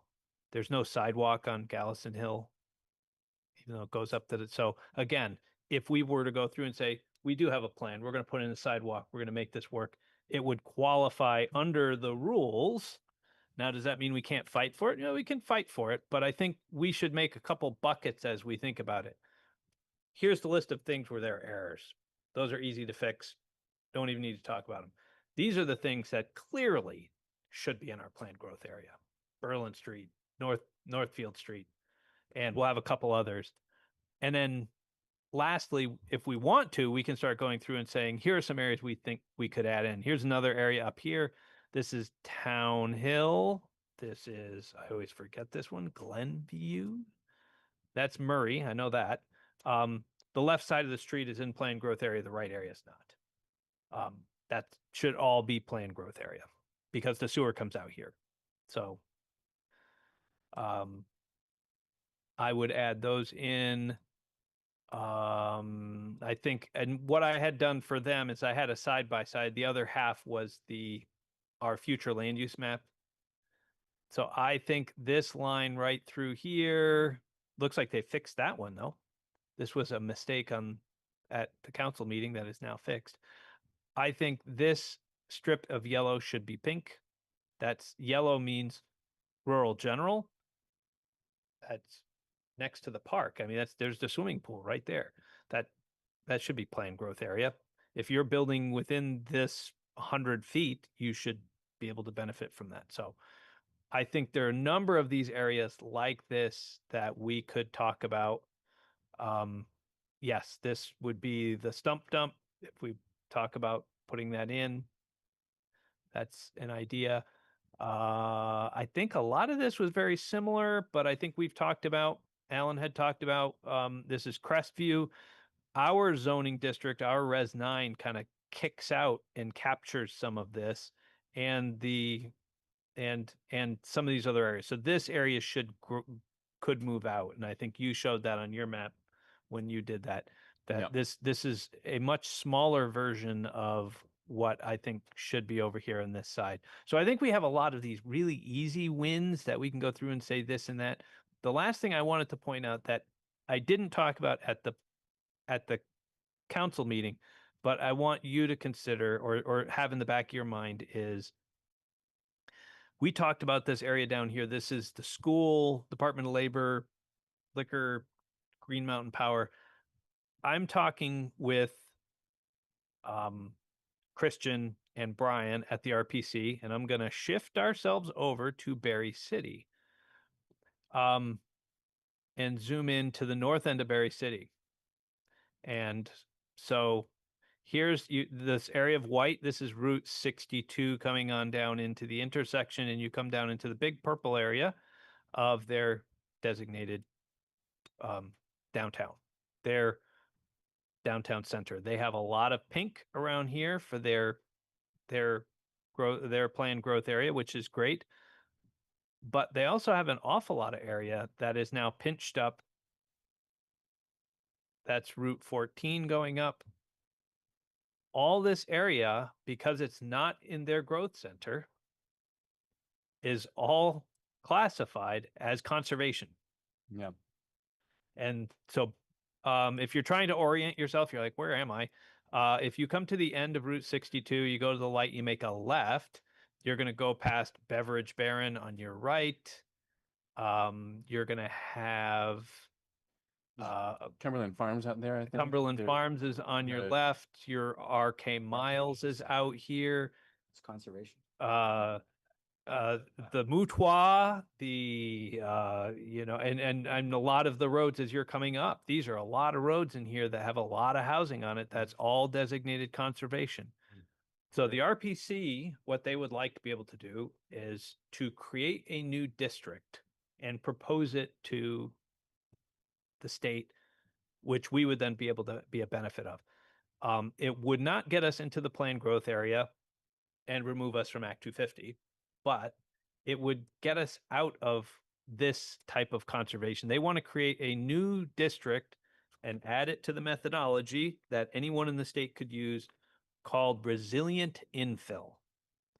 And the point of that is to look at areas like the north end of Barry, North Main Street on Barry, and our properties as well, that we can be able to go through and say, hey, it doesn't make sense to go and designate the Department of Labor as conservation. It just doesn't make logical sense.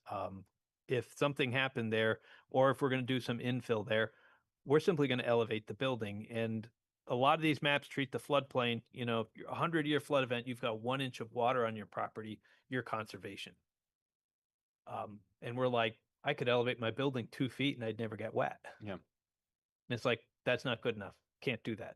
And it's like, well, for existing developed areas, now in a rural area that hasn't been built out, that makes a lot of sense. We should conserve as much floodplains as we can. But if you're downtown Montpelier or downtown Barry or maybe downtown Northfield or Waterbury, I would bet would be a similar one. They're going to have a lot of these green zones that you might scratch your head. Sure, like the whole downtown.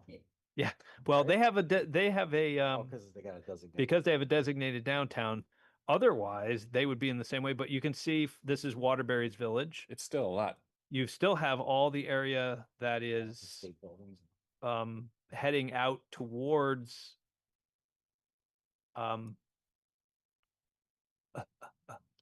not Duxbury. but out towards Middlesex on Route 2, that intersection, you leave on Main Street, you'll leave their designated downtown. And as soon as you do, all those buildings out there, including their ice skating rink, are all conservation. And so you see a number of neighborhoods that are kind of hiding out here, and you're like, okay. So that's a little bit of what they're trying to tackle with, and we're surprised we are the last region to submit our maps, and we're really kind of surprised. How is it we're the first ones who've kind of realized this is a big issue? But we're going to go to the LURB, make a recommendation. I think it would be good for us to kind of go in, kind of supporting their idea, which for us, as I zoom us back in, is really impacting mostly in this area. Our area, which we said, hey, we want to make this mixed use residential too, big buildings. We could have infill here in the future if something happened to the Department of Labor building or the Department of Liquor building or GMP, or the school decided it was going to consolidate and this would become available for some other use. We could build in this area provided it's built so many feet. But because it's not in the planned growth area, it wouldn't be tier 1A, wouldn't be tier 1B. We'd still have to go through Act 250, but it's not designated conservation in the future land use map, which may come up to bite you if you do have to go through Act 250 and you have this requirement to be consistent with the regional plan, and your regional plan says you should be conservation. So that's a little bit of the thoughts. So how did this overlap? What you had presented versus what Mike just walked through? Well, what Mike just walked us through is some of the thinking that the planning department has had in terms of further expanding what CVRPC has already put forth to the LURB.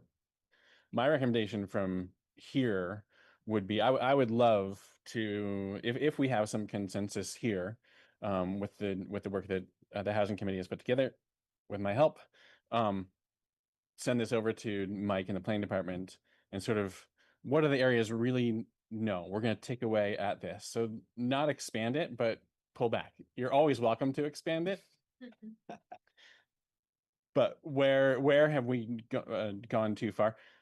I can see, for instance, where you mentioned River Street, Route 302, if that's not in a city future plan really to expand sidewalks, for instance, okay, we can take that out. Parts of Eastern Gateway, we can take out. That would be my recommendation. And then we have a map that I don't know, that the Housing Committee and the Planning Commission is putting their stamp of approval on to send forth to CVRPC. Is there what's the format for the input that we would give? Is it a letter? Is it a map? Is it both? What is it? I think it's going to be probably a map. We'd probably have an annotated map with a memo that would go through, because what we're going to want to do in some of these cases, especially where we say this is an error, we're going to point to the thing and says that floodplain shouldn't be there because of this section. And the other ones we would go through and cite very directly according to your methodology, because when we did our future land use map, we followed this methodology to create our future land use map, and it included this area in pink, and it included all of Sherwood and Berlin Street in pink. I think we disagreed a little bit on the colors down here. We had them blue, they had them orange. Doesn't make a big difference.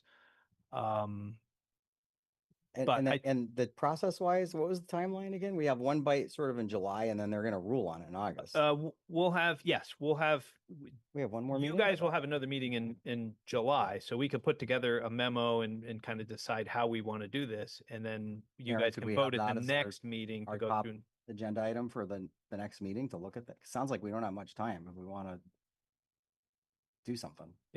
But you don't have to make a decision tonight, but it is something we would want to think about, take input from. So if people in the public have an interest in giving us input, then please give the planning commission, send it to me, and I'll forward it to the planning commission so the planning commission can consider it. How far out do we try to go with some of these things? And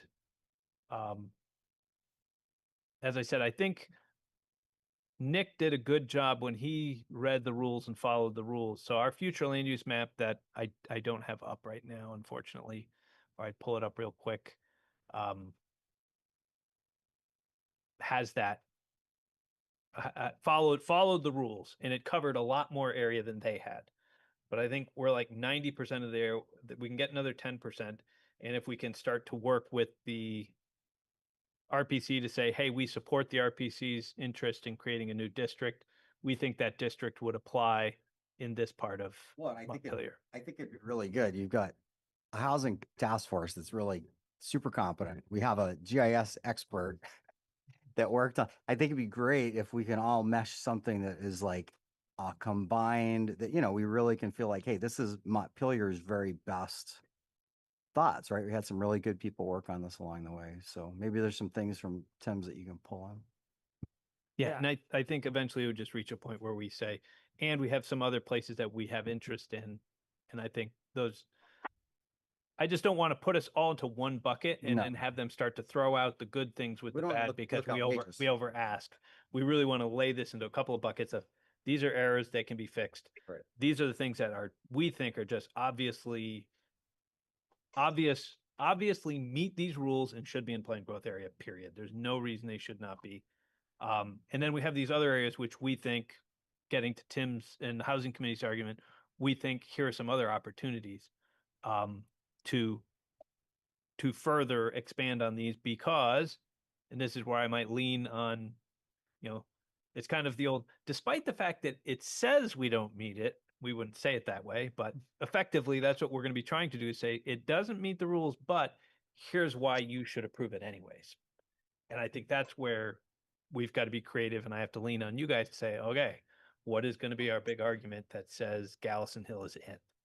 Because I can tell you why Gallison Hill is out, and I can tell you why the LURB is going to say Gallison Hill is out, but we need to go through and say, but despite that, we should be in. There's a bike path that runs to the base of Gallison Hill. Yes. Like it is Yeah. and And it's there's a stretch there that doesn't have sidewalks, but yeah, that's What's that? So in this methodology, what is the deal with sidewalks, right? Because you could put a sidewalk, if there's a sidewalk 100 feet away, like, okay, if that's a requirement, I can run as a developer that wants to build, I'm going to apparently build a bunch of sidewalks. So, you know, like you can do that. It's not impossible to build sidewalks. Yeah. So there are rules that go and say, if you have a street with less than 1,000 cars, you don't need a sidewalk at all. Mhm. So Gallison Hill doesn't meet, Gallison Hill doesn't meet And that. it could still be in the And it could still be in the planned growth Okay. area. So that's why we haven't worried for a couple of places that we're like, you know, down the hill Isabel Circle, it doesn't actually cross that threshold, and it also has a sidewalk for part of the way down. And by the time the sidewalk ends, the amount of development is too low, is below the 1,000 threshold. So that's why Nick went through and said this is in. Even though there's no sidewalk, it's still in because it's less than that 1,000. So there are all these little check boxes that you can go through to add ones in. The issue comes up when you've got a road like Gallison Hill that exceeds it, and you're like, and it doesn't have a sidewalk, and we haven't planned a sidewalk. So that's going to be the hard case. That'll be the hard case. Because then you really would have to have a plan showing that, you know, that DPW was going to actually develop that. Yep. Okay. There's a planned reconstruction in 2031 of Gallison Hill Road, and at that point we're going to put this in. It's already budgeted, and then we could make the case. But that's not a plan at this time. And so if it's under the threshold and it has the sewer and water, though, we're good. Right? Yes. Is that right? Yep. Okay. Yep. And then if it's under the threshold, then we're also good.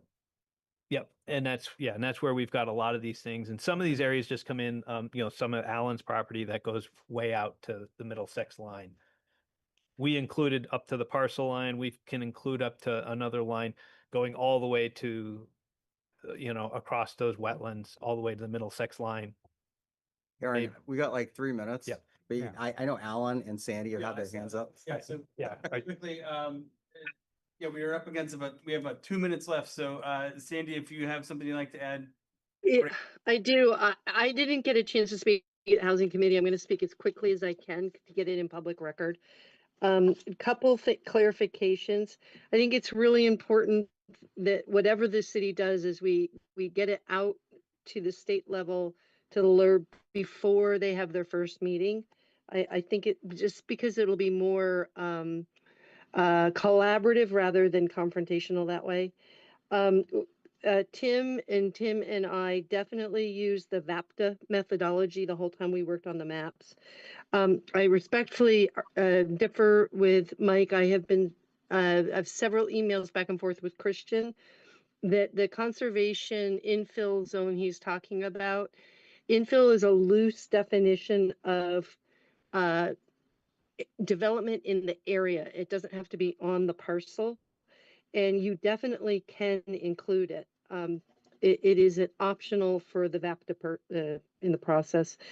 Current use, I just looked this up. It is current use is not specifically mentioned.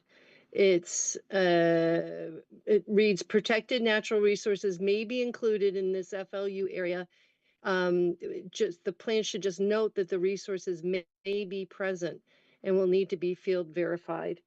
And there are already development maps for that. Gallatin Hill, if there is a plan in place and money's already being allotted, even if it's if it's 4 years out, I believe that still counts. And because the municipality has a solid plan. I have some other points that I've emailed to Tim Senate, but I don't think I have time to say them. Thank you. Thanks, Sam. Yeah, Thanks, yeah. Sandy. My hypothetical, really quick. My hypothetical for the Gallison Hill. There actually is no plan for Gallison Hill Yeah. reconstruction. I was using it Hypothetical. as a hypothetical to say if we did have that, Right. I would be with you and say we should put that in the plan. Go there, Understood. but we have no plans to fix Yeah. Gallison Hill. So We're Alan, agreed then. Alan, you can have the last word. Well, I'll be very quick. I just wanted to thank Tim. I am a map geek, and so I am in map heaven. I'm having so much fun using your work. At some point, I would love to just really fine tune the area by my house. The land doesn't have to go super far, but there's about 18 acres that's truly pasture. And one of Tim's maps, you can see it from Google Earth very clearly. And I do have sewer and water going up to the barn. And I'll stop right there and thank you all. I love your maps, Tim. Thank you so much.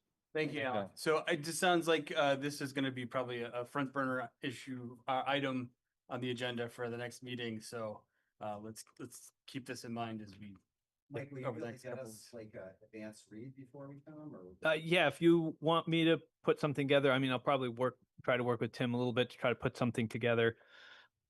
I have a little bit of vacation coming up as well, so I'm going to try to squeeze that in with some other stuff. But yeah, for the next meeting, we'll try to get that at least a framework of what we're talking about into a couple buckets. Excellent.